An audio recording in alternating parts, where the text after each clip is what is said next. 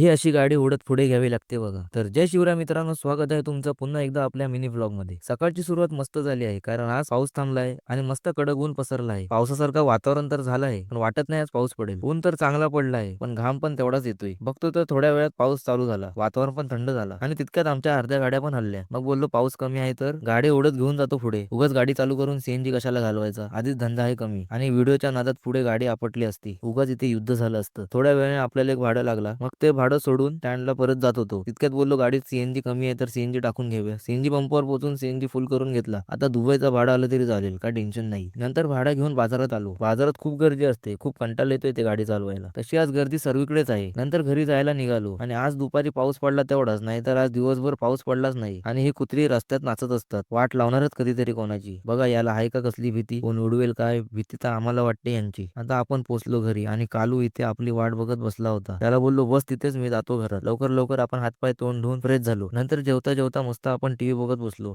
आणि कालूला पण जेवायला दिलं.